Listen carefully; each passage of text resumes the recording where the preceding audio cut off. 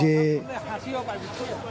জাতীয় পতাকায় মোড়ানো অ্যাম্বুলেন্সে করে আপোষহীন এই দেশনেত্রীকে নিয়ে যাওয়া হচ্ছে তার শেষ গন্তব্যের দিকে, যেখানে তাকে চিরবিদায় দেওয়া হবে।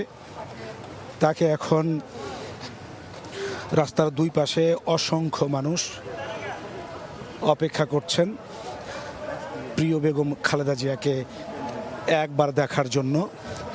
জাতীয় পতাকায় মোড়ানো সেই অ্যাম্বুলেন্স এখন কামাল এভিনিউ আতাতুর্ক বনানীর পার হচ্ছে। এখান থেকে নিয়ে যাওয়া হবে সংসদের দক্ষিণ প্লাজায়, যেখানে আজ তার জানাজার নামাজ অনুষ্ঠিত হবে।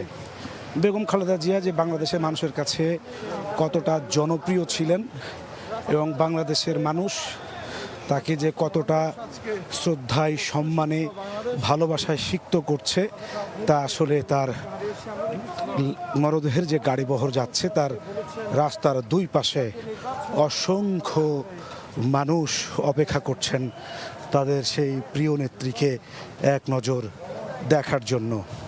এখানে যে শুধুমাত্র বিএনপির নেতাকর্মীরা আছেন এমন নন, এখানে যে শুধুমাত্র তার দলের নেতাকর্মীরা অপেক্ষা করছেন এমন নন। এখানে তিনি দল মত নির্বিশেষে সকল মানুষের তিনি নেতা হয়ে উঠেছিলেন। তিনি বাংলাদেশের এখন ঐক্যের প্রতীক। যে মানুষগুলো রাস্তার দুই পাশে দাঁড়িয়েছিলেন, দাঁড়িয়ে অপেক্ষা করছেন, তারা আসলে অশ্রুসিক্ত নয়নে প্রিয় বেগম খালেদা জিয়াকে বিদায় দেওয়ার জন্য তারা অপেক্ষা করছেন। গাড়িবহর সংসদের দক্ষিণ প্লাজার দিকে এগিয়ে যাচ্ছে। রাস্তার দুই পাশে ডানে এবং বামে অসংখ্য মানুষের বহর আসলে সেদিকে ছুটে যাচ্ছে। গাড়ি এখন প্রায় চলে এসেছে কাকলি মোড়ের ওই জায়গাটিতে। তারপরে সেখান থেকে মহাখালী ফ্লাইওভার দিয়ে তাকে নেওয়া হবে সংসদের দক্ষিণ প্লাজা।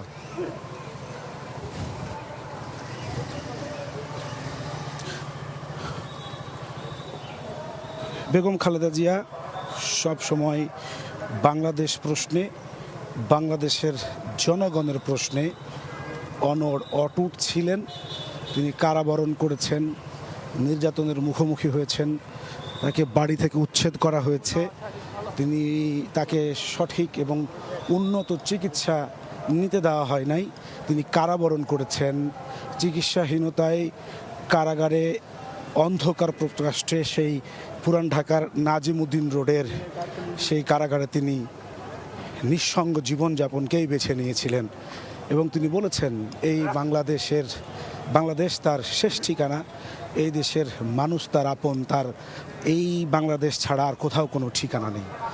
আজকে সেই দেশের লাল সবুজের পতাকা মুড়িয়ে তার মরদেহকে সম্পূর্ণ রাষ্ট্রীয় মর্যাদায় নিয়ে যাওয়া হচ্ছে মানিক মিয়া এভিনিউতে, সেই জাতীয় সংসদের দক্ষিণ প্লাজায়, যে সংসদ থেকেই তিনি একটি স্বনির্ভর বাংলাদেশের স্বপ্ন দেখেছিলেন, যেই সংসদে তিনি বাংলাদেশের পক্ষে নেতৃত্ব দিয়েছেন, দেশের মানুষের ভাগ্য উন্নয়নের জন্য যিনি কাজ করেছেন বেগম খালেদা জিয়া, সেই সংসদ দিয়ে আজকে আবার যাচ্ছেন।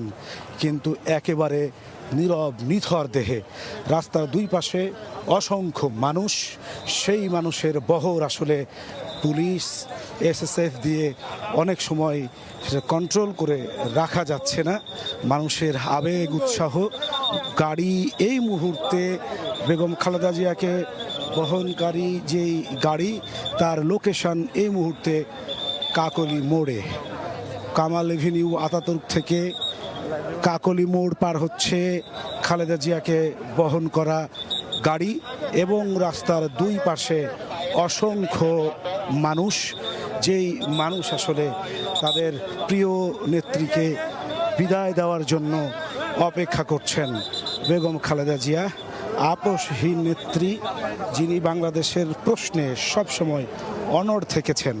তিনি বেছে নিয়েছিলেন কারাগারের অন্ধকার প্রকোষ্ঠ, যিনি বেছে নিয়েছেন নির্যাতন, জুলুম, তবুও বাংলাদেশের প্রশ্নে, বাংলাদেশের মানুষের প্রশ্নে তিনি কখনো আপোস করেননি, তিনি কখনো এই মাতৃভূমিকে ছেড়ে যাননি এবং তিনি সব সময় বলেছেন এই দেশ তার শেষ ঠিকানা, এই মাটিতেই তিনি থাকবেন। শেষ পর্যন্ত বেগম খালেদা জিয়া এখানেই ছিলেন এবং আজকে স্বামী প্রয়াত বেগম খালেদা জিয়ার কবরের পাশেই তিনি শায়িত হবেন।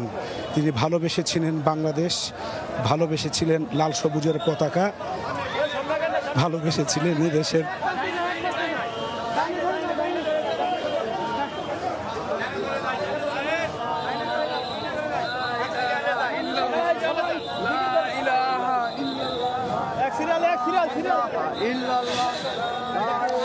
বেগম খালেদা জিয়া ছিলেন গৃহবধূ।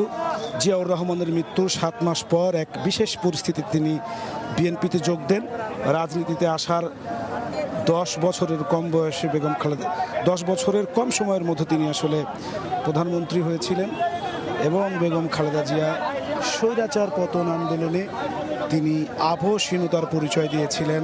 তিনি দেশের প্রশ্নে আপোষ করেননি। সেই বেগম খালেদা জিয়া আসলে যিনি তার জীবনের কোনো নির্বাচনে হারেননি। তিনি জীবনে যতগুলো নির্বাচনে অংশগ্রহণ করেছেন তিনি তার সব কটি নির্বাচনে বিজয় লাভ করেছেন। এই কৃতিত্ব শুধুমাত্র একজন বেগম খালেদা জিয়া।